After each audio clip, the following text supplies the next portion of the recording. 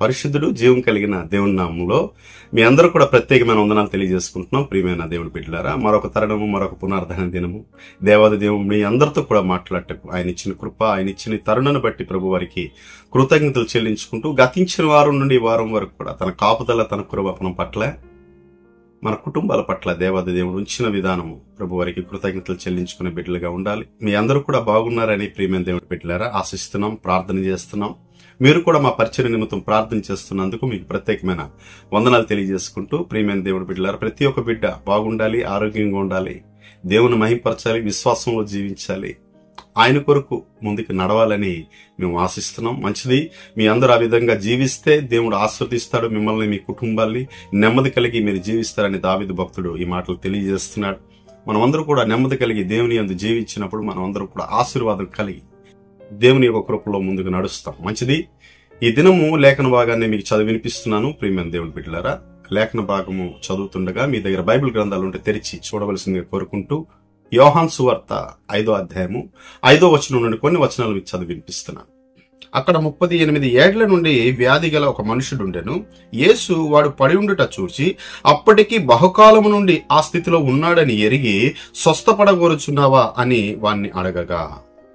ప్రియమైన దేవుని బిడ్డలారా, దేవుడు మనతో ఈ దినము ఏం మాట్లాడాలని ఆశిస్తున్నారు, ఈ వాక్య లేఖన భాగంలో ముందుకు వెళ్దాం. ఇక్కడ మనం చూసుకుంటే ఎవరితో మాట్లాడుతున్నారంటే యేసు ప్రభు వారు పక్షివాయు రోగి కలిగిన 38 సంవత్సరాల నుండి ఆ కోనేటి ఎదుట పడి ఉండుట ఆ వ్యక్తితో మాట్లాడుతున్నారు. ఏం మాట్లాడుతున్నారు? స్వస్థపడగోరుచున్నావా? ఈ దినం మానవుడికి కావలసింది స్వస్థత, ఆరోగ్యము. ఆరోగ్యము మహాభాగ్యము. ఆరోగ్యం ఉంటే అన్ని సాధించగలుగుతాం. జీవితంలో మేడలు, మెద్దులు, ఆస్తులు, అంతస్తులు, ధనము, సంపద ఎంతున్నా సరే ఆరోగ్యం లేకపోతే వాడు క్షీణించిపోతాడు. అందుకే పెద్దలు తెలియజేస్తుంది ఆరోగ్యమే మహాభాగ్యం. అవును, దేవుడు మనకి ఇస్తున్న ఆరోగ్యాన్ని బట్టి ప్రభు వారికి మనం కృతజ్ఞతలు చెల్లించాలి అన్ని విషయాల్లో. ఎందుకంటే ఆయన ఆరోగ్యం ఇచ్చి నిలబెడుతున్న విధానం గొప్పది. అయితే ఈ వ్యక్తికి ఎప్పుడు నుండి ఆరోగ్యం చెడిపి ఉన్నదంటే 38 ఏళ్ల నుండి ఎక్కడ పడి ఉన్నాడు? బెతెస్దా అనే కోనేటి దగ్గర. దానికి 5 మండపముల కలవంట. అక్కడ ఒక కోనేరు ఉంది. ఆ కోనేరు దగ్గర 38 ఏళ్ల నుండి వ్యాధి గల వ్యక్తి అక్కడ పడి ఉన్నాడు. అది మనం నెహెమ్యా గ్రంథం 2వ అధ్యాయంలో చూసుకుంటే కొన్ని ద్వారాలు ఉంటాయి, అవన్నీ కూడా అందులో రాసి పెట్టి ఉంటాయి. ఏదైనా సరే ఇక్కడ మనం చూసుకుంటే కోనేటి ఎదుట ఆయన కూర్చున్నాడు. అక్కడ అనేక మంది రోగులు వస్తున్నారు. కుంటివారు, ఊచ చేతులు గలవారు, గుడ్డివారు, అనేక మంది వ్యాధి కలిగిన వారు వచ్చి గుంపులు గుంపులుగా ఉన్నారంట. ఆయా సమయమున దేవదూత వచ్చి ఆ నీళ్లు కదిలించగా మొట్టమొదటికి ఎవరు ఆ నీటిలో దిగితే వారు స్వస్థత పొందుకుంటున్నారని వాక్య లేఖన భాగంలో మనకు రాసి పెట్టి ఉంది. మంచిది, ప్రియమైన దేవుడి బిడ్డలారా, దేవుడు ఇశ్రాయేలు ప్రజలకి అనేక మార్లు అద్భుతాలు చేశాడు, చేస్తూనే ఉన్నాడు. ఎందుకంటే యెరూషలేము పైన నా మహిమను ఉంచుతానంటాడు. ఆ మందిరంలో నా మహిమ ఉంటది, నా కృప ఉంటది. ఇక్కడికి వచ్చిన వారు వాళ్ళ తప్పులు పశ్చాత్తాపపడి దేవుణ్ణి క్షమించమని అడిగితే దేవుడు క్షమిస్తానంటాడు. ఆరోగ్యం లేకపోతే ఆరోగ్యం ఇస్తానంటాడు. అవును ప్రియమైన దేవుని బిడ్డలారా, ఆరోగ్యం ఎవరికైనా కావాలంటే ప్రతి ప్రదేశం నుండి, ప్రతి దేశం నుండి వచ్చేవారు ఆ ప్రాంతానికి స్వస్థత పొందుకోవడానికి. ఆ కోనేటిలో దేవదూత ఆయా సమయం అని ఉంది చూడండి. ఆయా దినం అని లేదు, ఆయా నెల అని లేదు, ఆయా సంవత్సరం అని లేదు, కానీ ఆయా సమయంలో అంటే రోజుకు ఒకసారైనా ఆ నీరు దేవదూత వచ్చి కదిలించినప్పుడు ఎవరు మొట్టమొదటిగా దిగుతారు ఆ నీటిలో వారు స్వస్థపరచబడుతున్నారు. దేవుడు అద్భుతం చేస్తున్నాడు ఆ దినాల్లో. మంచిది. అయితే ఇక్కడ మనం చూసుకుంటే యేసు ప్రభు వారు ఒక వ్యక్తిని అడుగుతున్నారు. ఏమడుగుతున్నారు? నువ్వు స్వస్థపడగోరుచున్నావా? ఎవరిని చూశాడు? 38 ఏళ్ల నుండి పక్షవాయు రోగి. ఇక నేనైతే ఏమనుకుంటానంటే తన భార్య, తన బిడ్డలు, తన బంధువులు, తన స్నేహితులు అనేక మంది ప్రయాసపడి ఉంటారు. అనేక సంవత్సరాలు, 38 సంవత్సరాలు అంటే తక్కువ కాదు. ఆయన 38 సంవత్సరాలు అక్కడ పడి ఉన్నాడంటే వారందరూ ప్రయాసపడి ప్రతిదినం ఆయనకి తీసుకువెళ్లాలన్నప్పుడు ఇంకొకటి వేలే స్వస్థత పొందుట చూచి వారందరూ కూడా విసిగెత్తిపోయి అందరూ వెళ్ళిపోయి ఉంటారు, అందరూ విడిచిపెట్టి ఉంటారు. 38 ఏళ్ల నుండి ఉన్నారంటే ఆయన ఏమంటారంటే ఒక మాట, అక్కడ దేవదూత నీళ్లు కదిలించినప్పుడు నన్ను దించువాడు ఎవడు కూడా లేడు అంటే తనకెవరు లేరు, ఇంకెవరు కూడా ఆయనకి సాయం చేసిన లేడు, ఆయనకెవరు దించువారు లేడు, అందరు కూడా విడిచిపెట్టారు. ఈ వ్యాధి స్వస్థత కలగదు, ఈ వ్యాధి బాగుపడడు, ఈయన ఇక్కడే పడి ఉంటాడు, అని ఆ కుటుంబస్తులందరూ కూడా విడిచి వెళ్ళిపోయి ఉంటారు. ఈ దినము నీకు అందరూ విడిచిపెట్టారా? ఎవరు నీకు సహకరించడం లేదా? నీకెవరు సహాయం చేయడం లేదా? నీకు అందరూ తక్కువగా చూస్తున్నారా? యేసుప్రభు నీ దగ్గరికి వస్తాడు. యేసుప్రభు నీతో మాట్లాడతాడు. నువ్వు ఏ స్థితిలో ఉన్నా, ఏ పరిస్థితిలో ఉన్నా ప్రభుని వేడుకో ఒకసారి. ఆయన వచ్చి నీకు సహాయం చేయవాడు. ఆయన మనుషులు సహాయం చేస్తారని ఆశ పెట్టుకుని జీవించుకో. ప్రభు మీద ఆశ పెట్టుకో. ప్రభు నిన్ను సహాయం చేస్తాడు అనుక్షణం. ఆయన దేన్ని ఆశించేవాడు కాదు, నిన్ను ఆశించేవాడు. ఎవరు నశించిపోకూడదని ఆయన ఆశించేవాడు. కనుక నువ్వు ఏ పరిస్థితులు ఉన్నా, ఏ స్థితిలో ఉన్నా, ఏ బాధలున్నా, ఏ సమస్యలున్నా ప్రభు దగ్గరికి రా. ప్రభు నిన్ను స్వస్థపరుస్తాడు. ఇక్కడ మనం చూసుకుంటే ప్రియమైన దేవుడి బిడ్డలారా, యేసు ప్రభు వారు వెతుకుతూ వచ్చారు. ఈయనకి చూడండి, యేసు ప్రభు వారికి వెతుక్కొని వచ్చిన వారు అనేక మంది ఉన్నారు. అనారోగ్య పరిస్థితుల్లో ఉన్నవారు, ఆరోగ్యం లేనివారు, గుడ్డివారు, చెవిటివారు, కుంటివారు, పక్షివాయు గలవారు కూడా అనేక మంది యేసు ప్రభు దగ్గరికి వచ్చి స్వస్థత పొందుకున్నారు. కొంతమంది ఆయన వస్త్రపు చెంగు ముట్టుకొని స్వస్థత పొందారు. కానీ ఇక్కడ మనం చూసుకుంటే వాక్య లేఖన భాగంలో యేసు ప్రభు వారంట ఆయన అప్పటికీ 38 ఏళ్ల నుండి, అంటే బహుకాలము నుండి అక్కడ పడి ఉన్నాడని ఎరిగి, అంటే తెలుసుకొని వచ్చాడంట ఈ రోగి గురించి. ఇది అద్భుతం. యేసు ప్రభు వారు ఒకరి నిమిత్తం వెతుక్కొని వచ్చారు స్వస్థపరచాలని. ఈ దినం 38 ఏళ్లగా మనం కూడా సంఘాల్లో, సమాజంలో పడి ఉంటున్నాం, స్థిరమైన విశ్వాసం లేకుండా. నేను దేవుణ్ణి నమ్ముకున్నానండి, నేటికి 40 సంవత్సరాలైంది, నేటికి 38 సంవత్సరాలైంది, నేటికి 50 సంవత్సరాలైంది. మా తాతలు క్రైస్తవులు, మా తండ్రులు క్రైస్తవులు, అందరూ క్రైస్తవులే. కానీ మనలో స్థిరమైన విశ్వాసం లేదు. స్థిరంగా మనం జీవించము. ఆ వ్యాధి కలిగిన వాడిలా మనం ఉంటాం. ఎప్పటికీ స్థిరమైన విశ్వాసం ఉండదు మనలో. ప్రభుని స్థిరంగా వెంబడించలేం. అనేక అద్భుతాలు మనలో జరగడం లేదు. దేవుడు మన ప్రార్థన అంగీకరించడం లేదు. దేవుడు మనతో ఉండడం లేదని మనలో మనం మాట్లాడుకుంటా కాదు, కానీ మనం ఎంత స్థిరత్వంగా ఉన్నాం, దేవుని ఏ విధంగా వెంబడిస్తున్నాం, ఎన్ని సంవత్సరాలు దేవుని మందిరంలో ఉన్నామని కాదు, ఎన్ని సంవత్సరాలు దేవుణ్ణి వెంబడించామని కాదు, ఎన్ని సంవత్సరాలు క్రైస్తవులుగా మారేవని కాదు, కానీ ఎంత విశ్వాసంలో జీవిస్తున్నాం, దేవుడి కొరకు ఎలాంటి కార్యాలు చేస్తున్నాం, దేవుని ఏ విధంగా మహింపరచగలుస్తున్నాం, జీవిస్తున్నామా? మన నోటి ద్వారా, మనం చేస్తున్న క్రియల ద్వారా, మనం చేస్తున్న పనుల ద్వారా, మనం మాట్లాడుతున్న ద్వారా దేవుని మహింపరచగలుస్తున్నామా? మహిమ వస్తుందా? లేదు, 40 సంవత్సరాలు 35 సంవత్సరాల క్రైస్తవుడుగా మార్చబడ్డాను అని చెప్పుకుంటున్నావా? బయటికి మాత్రం క్రైస్తవులుగా ఉంటున్నాం. అంతరంగ ముందు ఎలా ఉన్నాం, మనం ఎలా జీవిస్తున్నాం? దేవుడి కనుదృష్టి మన పైన ఉంటుంది కదా. ఏ విధంగా ఉంటున్నాం? ఈ దినం మనకి మన కుటుంబంలో స్వస్థత లేదు, మన కుటుంబంలో ఆరోగ్యం లేదు, మన కుటుంబంలో సమాధానం లేదు, మన కుటుంబంలో అశాంతి లేదు, అశాంతిగా జీవిస్తున్నాం. దేవుడి సన్నిధికి వెళ్తున్నాం, దేవుడి బిడ్డలమే. ఎందుకు అలా జరుగుతుందంటే స్థిరత్వమైన జీవితం లేదు. అక్కడ 38 ఏళ్ల నుండి ఒక రోగి పడి ఉన్నాడు. ఇంకా 38 సంవత్సరాలైనా, ఇంకొక 10 సంవత్సరాలైనా, ఇంకొక 5 సంవత్సరాలైనా ఇంకా ఆయన ఉండడానికి సిద్ధమే. అక్కడ ఏమంటాడంటే, యేసుప్రభు వారు అడుగుతారు, నువ్వు స్వస్థపడగోరుచున్నావా అంటే ఆయన ఏం చెప్పాలా? అవునయ్యా, నేను స్వస్థపడగోరుచున్నాను అని చెప్పాలి. ఆయన ఏమంటాడంటే, అయ్యా, ఆ కోనేటిలో దేవదూత వచ్చి నీరు కదిలించినప్పుడు నాకెవడు ఎత్తువాడు లేడు, నాకన్నా ముందుగా అనేక మంది వెళ్ళి స్వస్థత పొందుతున్నారు. ఈ దినము మన యొక్క జీవితాలు కూడా అలాగే ఉన్నాయి.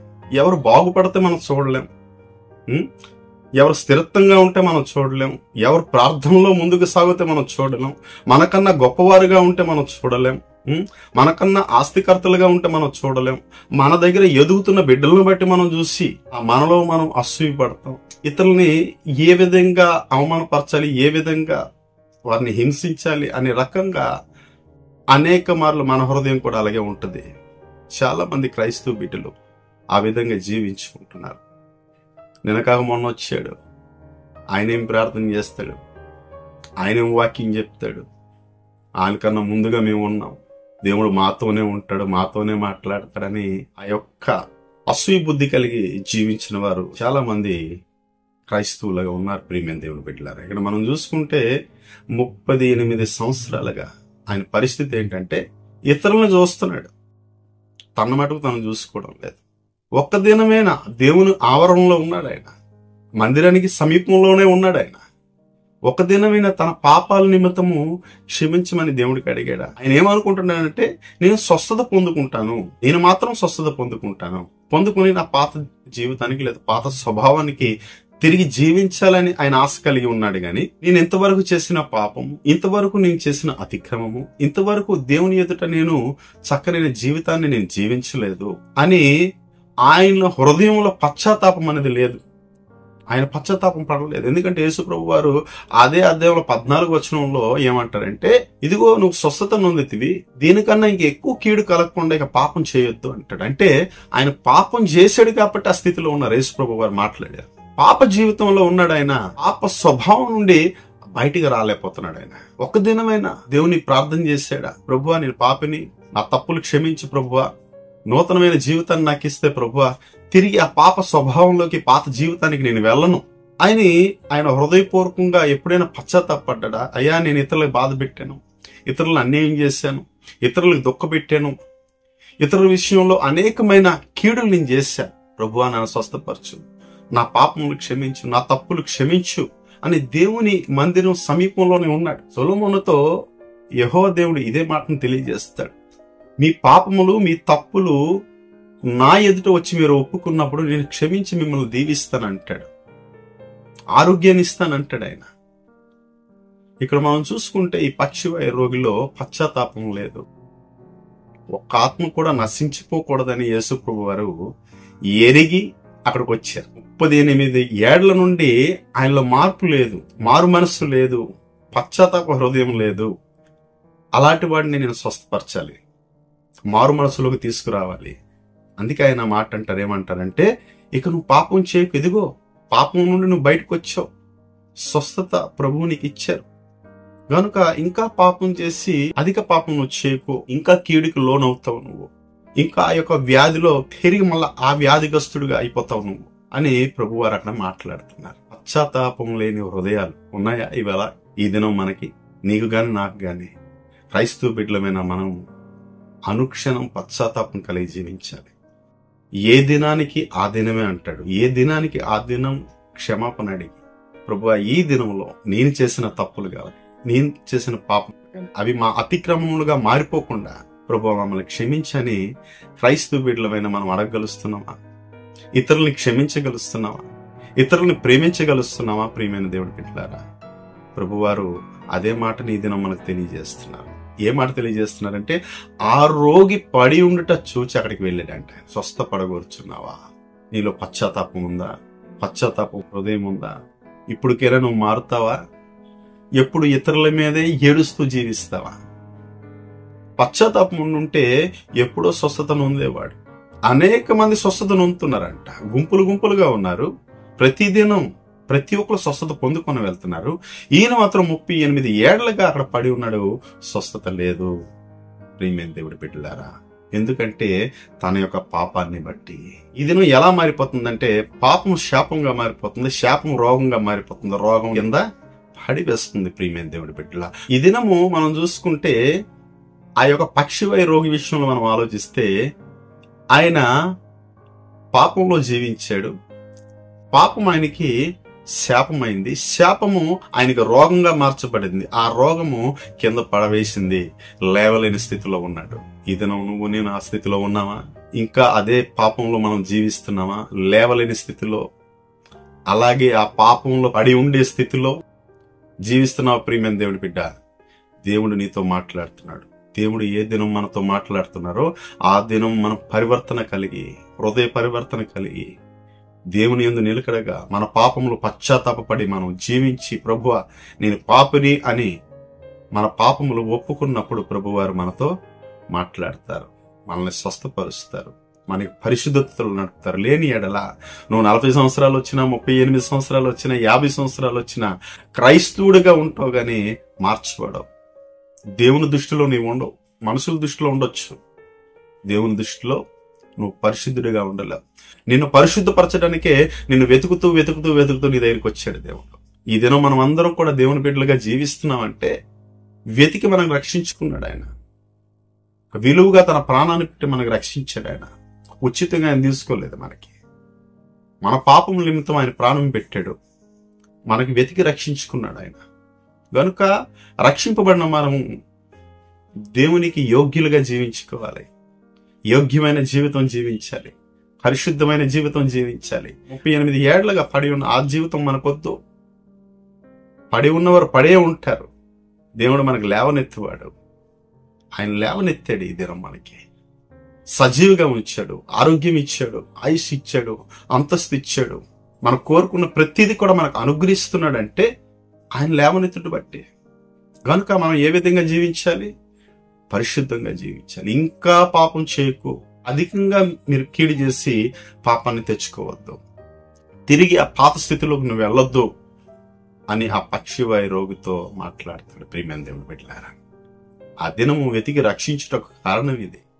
ఏ ఒక్కరూ నశించిపోకూడదు. దేవుని దృష్టిలో అందరూ కూడా చక్కగా ఉండాలి, దేవుని మహింపరచాలి, పరలోక రాజ్యాన్ని స్వతంత్రించుకోవాలని ఆయన ఒక ఆశపడుతున్నాడు. ఆ విధంగా ఉందామా?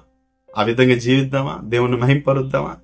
పక్షివాయు రోగిలా ఉండకుండా దేవుడు లేవనెత్తాడు ఆయన్ని. నీ పరుపెత్తుకొని నడువు అంటాడు ఆయన. వెంటనే లేచాడంట ఆయన.